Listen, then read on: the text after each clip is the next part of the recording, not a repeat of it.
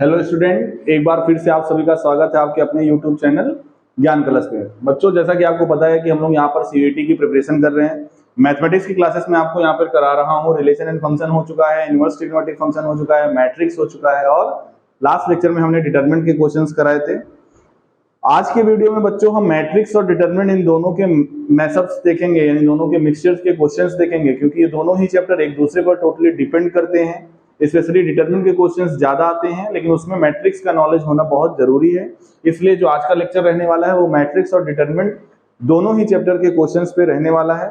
तो चलिए हम लोग क्वेश्चंस करते हैं। ये जो क्वेश्चंस हम लोग करेंगे ये आपके आने वाले एग्जाम के लिए बहुत ही इंपॉर्टेंट है।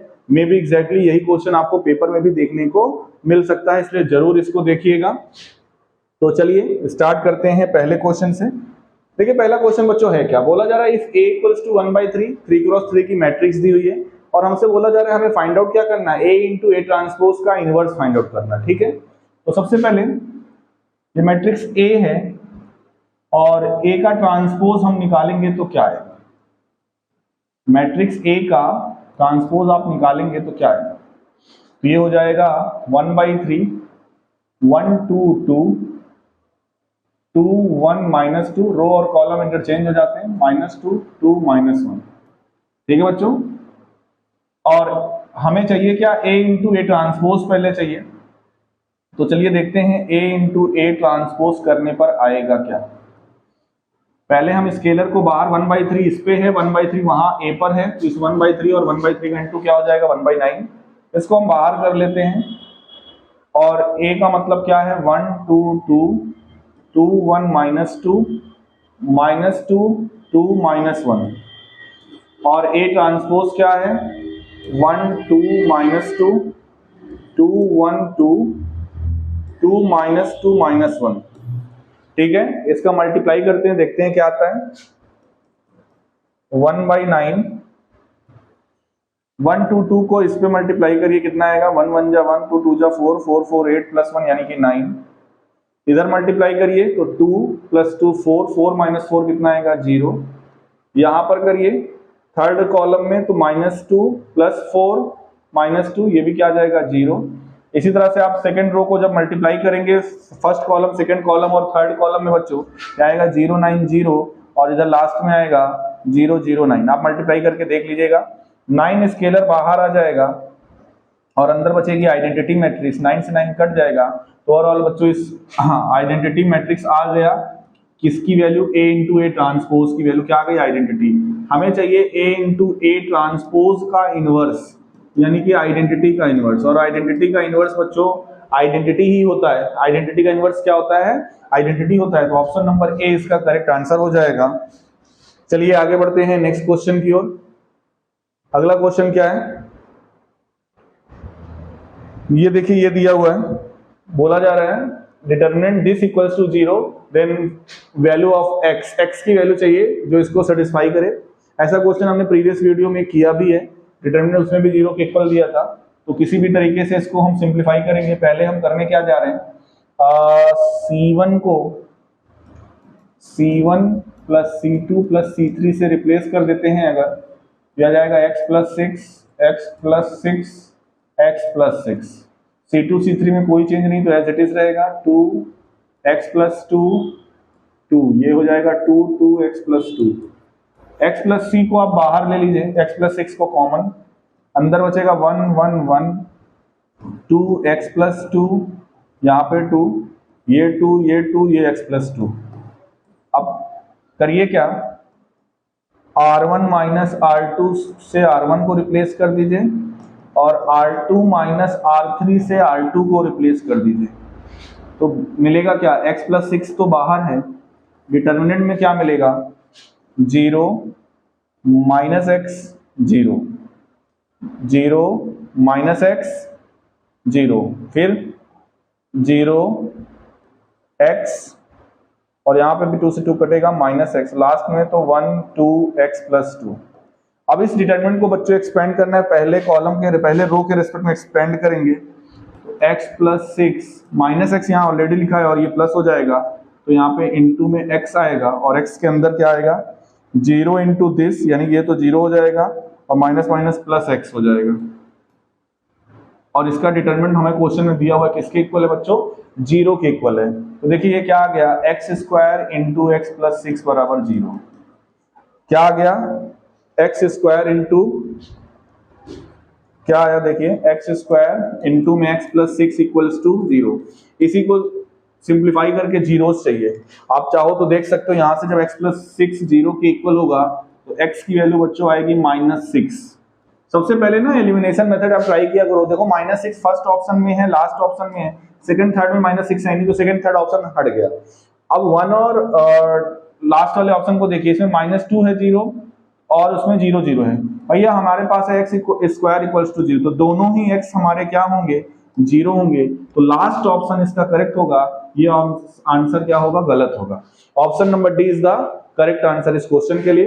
तो आप चाहो तो डायरेक्ट एक्सपेंड भी कर सकते हो फर्स्ट रो या फर्स्ट कॉलम किसी की रेस्पेक्ट में। तो मिलाकर अगर प्रॉपर्टी का यूज करके करोगे तो कैलकुलेशन वहां पे कम हो जाती है, ये प्रॉपर्टी का फायदा होता है। बढ़ते हैं अगले क्वेश्चन की ओर। देखिए नेक्स्ट क्वेश्चन क्या बोला जा रहा है, A1 A2 A3 A9 are in GP. अगर जीपी में है तो A2 by A1 is same as A3 by A2 is same as A4 by A3 is same as A5 by A4 and so on 9 तक जाएगा। इस determinant में करिए क्या, C1 को रिप्लेस करिए C1 माइनस C2 से और C2 को रिप्लेस करिए C2 माइनस C3 से। देखिए क्या आएगा, जो हो जाएगा log A1 minus log A2 log A4 minus log A5 log A7 minus log A8। इधर क्या आएगा, log A2 minus log A3 log A5 minus log A6 log A8 minus log A9 और last column as it is रहेगा, यानी log A3 log A6 log A9। बच्चों देखिए है क्या, यहां पर A1 माइनस A2 को हम लिख सकते हैं log A1 अपॉन A2, इसी तरह से इसको लिख सकते हैं log A4 अपॉन A5, इसी तरह से इसको लिख सकते हैं log A7 अपॉन A8, क्योंकि ये प्रॉपर्टी होती है log m minus log n equals to log m upon log n। इसी तरह से सेकंड कॉलम को log A2 अपॉन A3, फिर log A5 upon A6 log A8 upon A9, last वाले में log A3 log A6 log A9। ये हो गया। अब आप सभी को पता है ये जितने भी हैं A1 by A2 A4 by A5 ये सभी जो है कॉमन रेशियो हैं R के बराबर है कि नहीं। तो अगर मैं सभी जितने भी रेशियोज दिख रहे हैं पहले कॉलम और दूसरे कॉलम में, ये सभी हमारे इक्वल हैं क्योंकि ये सब जीपी में दिया हुआ है, इनकी जगह पे मैं क्या लिख दे रहा हूं, R। बच्चों पहले कॉलम और दूसरे कॉलम में आपको क्या मिलेगा, तीनों एंट्री log R मिलेगी। पहले कॉलम और दूसरे कॉलम की तीनों एंट्री में log R मिलेगा। ये log A3 है, ये log A6 है और ये log A9 है। बच्चों ये प्रॉपर्टी होती है कि किसी डिटरमिनेंट में दो रो या दो कॉलम सेम हो, उस डिटरमिनेंट की वैल्यू क्या होती है, 0। तो option number A is the correct answer. ठीक है, आगे बढ़ते हैं अगले क्वेश्चन की ओर, देखते हैं अगला क्वेश्चन क्या कह रहा है। ओके, तो बोला जा रहा है कि delta denotes the determinant this, capital A1 B1 C1 etcetera denotes the cofactor A1 B1 C1 respectively, then evaluate the determinant this. इस डिटरमिनेंट की कुल मिला के वैल्यू चाहिए।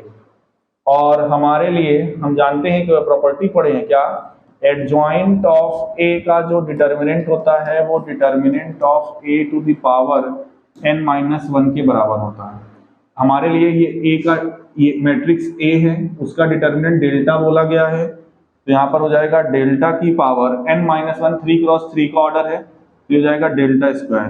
क्योंकि ये जो किसी मैट्रिक्स का, और हमें देखो एडजॉइंट ऑफ ए होता क्या है, एडजॉइंट ऑफ ए होता है कोफैक्टर से बनी हुई मैट्रिक्स का ट्रांसपोज। मतलब ये जो A1 B1 C1 A2 B2 C2 हैं ये कोफैक्टर्स हैं, और इनसे बनी जो मैट्रिक्स है इसका ट्रांसपोज लेने पर एडजॉइंट मिलता है। और ये भी हमने पढ़ा है कि किसी मैट्रिक्स का डिटरमिनेंट लो या उसके ट्रांसपोज का डिटरमिनेंट लो, ये दोनों क्या होते हैं, सेम होते हैं। इसीलिए हमने यहाँ पर सीधा सीधा एडजॉइंट ऑफ ए का क्या ले लिया, डिटरमिनेंट, और ये हमने एनसीईआरटी की प्रॉपर्टी पढ़ रखी है, determinant of adjoint of A equals to determinant of A to the power n minus 1। तो डेल्टा स्क्वायर इसका करेक्ट आंसर हो जाएगा ऑप्शन नंबर बी। आगे चलते हैं, क्या बोला जा रहा है यहाँ पे भी प्रॉपर्टी बेस्ड क्वेश्चन है। बोला जा रहा है ए जो है जिसका ऑर्डर 2 क्रॉस 2 है, डिटरमिनेंट ऑफ ए क्या है, 5 है। What is the determinant of 5a? किसी स्केलर को डिटरमिनेंट से अगर बाहर लाते हैं तो उसकी पावर वही होती है जो कि ऑर्डर होता है ए मैट्रिक्स का। 2 क्रॉस 2 तो 5 की पावर 2 बाहर और इनटू में डिटरमिनेंट ए, तो ये जाएगा 25 और डिटरमिनेंट ए दिया हुआ 5, 25 इंटू 5 कितना हो जाएगा 125। Option number C is the correct answer. ठीक है बच्चों, आगे बढ़ते हैं, देखते हैं क्या है अगला question. An equilateral triangle has each side equals to a. If the coordinates of its vertices, वो equilateral triangle है, इसके vertices के coordinate x1 y1 x2 y2 x3 y3 हैं, then हमें determinant चाहिए। खैर हमें पता है कि इक्विलेटरल ट्राइंगल डिटरमिनेंट से एरिया निकलता है और एरिया का फॉर्मूला होता है इक्विलेटरल ट्राइंगल का। हमें डिटरमिनेंट नहीं चाहिए, हमें चाहिए the square of determinant. Determinant का क्या चाहिए, स्क्वायर। हम जानते हैं इक्विलेटरल ट्राइंगल का एरिया अगर साइड ए है तो होता क्या है, वैसे साइड अगर ए है तो 2a होती है, तो √3a/2 होता है। ठीक है, क्योंकि यहाँ पर फॉर्मूले में 1/2 होता है, तो इसलिए इसको आप इसी तरह से ट्रीट करो और इसका स्क्वायर करो तो क्या आ जाएगा 3a²/4। इसको जब आप देखो, एरिया ऑफ ट्राइंगल क्या होता है, हाफ इंटू दिस डिटरमिनेंट ना, ये जो ऊपर दिया हुआ है। और हमें पता है कि इक्विलेटरल ट्राइंगल का एरिया क्या होता है, √3a/4। ठीक है, √3a/2, तो ये क्या हो जाएगा, इसका स्क्वायर जब करेंगे, क्योंकि यहाँ पर साइड हमारी क्या है, ए है। साइड देखो फिर से देख लो, आपको कंफ्यूजन ना हो। अगर कोई इक्विलेटरल ट्राइंगल है और साइड अगर उसकी क्या है, ए यूनिट है, यहां से अगर हम परपेंडिकुलर ड्रॉ करें तो ये a/2 होगा, ये a/2 होगा। ठीक है, ये साइड कितनी है, a है। सबसे पहले हम निकाल लेते, इक्विलेटरल ट्राइंगल है तो ये कितना होगा 60 डिग्री। tan 60 बराबर, मान लो ये परपेंडिकुलर है तो क्या होता है p/b। tan 60 की वैल्यू √3, परपेंडिकुलर नहीं पता, बेस क्या है a/2, 2 ऊपर चला जाएगा, √3a/2, ये आ गया आपका परपेंडिकुलर। परपेंडिकुलर आ गया √3a/2। एरिया होता है half into base into height. Half, base पूरा का पूरा a है, ट्राइंगल का बेस कितना है पूरा a, और हाइट कितना आई है √3a/2। बच्चों इसका जो एरिया होता है वो √3a² होता है ना। एरिया क्या होता है √3a²/4, लेकिन हम जानते हैं इसके फॉर्मूले में 1/2 होता है और यहाँ पे 1/2 मेंशन नहीं है, तो √3a²/4, ये 2 से ये 2 आप काटोगे तब आएगा √3a²/2। ये इस डिटरमिनेंट की वैल्यू आई, और हमें निकालना क्या है, इसका स्क्वायर निकालना है। क्या निकालना है, इसका स्क्वायर निकालना है, तो हो जाएगा 3a²/4, which is option number D is the correct answer. ठीक है, आगे बढ़ते हैं। Let determinant m denotes the determinant of the matrix M. A and B 3 cross 3 की मैट्रिक्स है। डिटरमिनेंट ऑफ A है 3, डिटरमिनेंट ऑफ B है 4। हमसे पूछ रहा है 2AB का डिटरमिनेंट। वही सेम चीज, स्केलर को बाहर करो, ऑर्डर क्या है 3 क्रॉस 3 का, तो 2 की power 3 into determinant of A into determinant of B। 8, determinant of A की वैल्यू 3, डिटरमिनेंट ऑफ B की वैल्यू 4, 8 3 जा 24, 24 4 जा 96। Option number C is the correct answer. आगे बढ़ते हैं, इसकी वैल्यू चाहिए, सीधा सीधा इसको सिंप्लीफाई कर लो, cos c ले लो तो 0 minus minus plus sin b tan a, फिर माइनस tan a ले लो तो आएगा sin b cos c, और माइनस का 0 तो यही, यानी हमारे पास बचा क्या, cos c sin b tan A minus tan A sin B cos C। Multiply में ही है, लेकिन देखोगे ये दोनों ही चीजें सेम ही तो लिखी हुई है, तो पूरा का पूरा कैंसिल आउट होके 0 आ जाएगा। तो इसका आंसर बच्चों क्या हो जाएगा? Option number B, 0 is the correct answer. ठीक है, आगे बढ़ते हैं।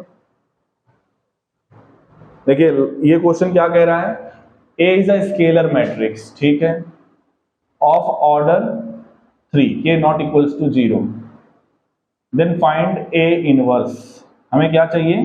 A इनवर्स चाहिए, और हम जानते हैं A इनवर्स बराबर होता क्या है? Adjoint of A upon determinant of A। और A मैट्रिक्स कैसी है? स्केलर मैट्रिक्स है विथ स्केलर K, मतलब जो मैट्रिक्स A है वो कुछ ऐसी है, K 0 0 0 K 0 0 0 K। इसका एडजॉइंट सबसे पहले इसका डिटर्मिनेंट निकाल लो, तो डिटर्मिनेंट तो आ जाएगा K क्यूब, है ना। डिटर्मिनेंट क्या आ जाएगा? पहले एलिमेंट के रिस्पेक्ट में एक्सपेंड करोगे तो K into K, K square into K में क्या आ जाएगा? K cube. Adjoint of A निकालना है। एडजॉइंट ऑफ A आप निकाल के देख लो, आसान है। ये आएगा K square K 0 0 0 K square 0 0 0 K square. ठीक है, आप चाहो तो इसको क्या करो, K स्क्वायर को बाहर भी ले सकते हो। तो एडजॉइंट ऑफ A बराबर K स्क्वायर, अंदर क्या बचेगा? Identity matrix. हम जानते हैं कि A इनवर्स क्या होता है? एडजॉइंट ऑफ A यानी कि K स्क्वायर I अपॉन में डिटर्मिनेंट ऑफ A जो कि K क्यूब है, 1/K इंटू में I, ये बचेगा आंसर। Option number C is the correct answer. बच्चों एडजॉइंट आप मैंने जैसे अभी डायरेक्ट निकालना, तो इसकी एक ट्रिक भी होती है, अगर आप चाहो तो डायरेक्ट भी एडजॉइंट निकाल सकते हो। जैसे मैंने कहा एंट्री थी K 0 0 0 K 0 0 0 K। अगर आपको एडजॉइंट निकालना है, कोफैक्टर निकालने की जरूरत नहीं है। सबसे पहले सेंटर एलिमेंट को लिखिए, क्या करिए? सेंटर एलिमेंट को लिखिए, फिर उसके बाद उसके नीचे वाले एलिमेंट को, फिर ऊपर वाले एलिमेंट को, फिर से वही एलिमेंट रिपीट कर दीजिए। फिर अगले कॉलम के सेंटर एलिमेंट को लिखिए, उसके नीचे वाले को, उसके ऊपर वाले को, लास्ट फिर उसी को रिपीट करिए। फिर फर्स्ट कॉलम के सेंटर एलिमेंट को, उसके नीचे वाले एलिमेंट को, उसके ऊपर वाले एलिमेंट को, फिर से लास्ट एलिमेंट वही। पहली रो को क्या करिए? अब रिपीट कर दीजिए, K 0 0 K। अब देखिए K स्क्वायर माइनस 0, तो अब एडजॉइंट हम सीधा सीधा लिख रहे हैं, एडजॉइंट ऑफ A। तो देखो क्या आएगा? K स्क्वायर आएगा, 0 minus 0 0, second term 0 0 minus 0, third term 0 0 minus 0, ये भी 0।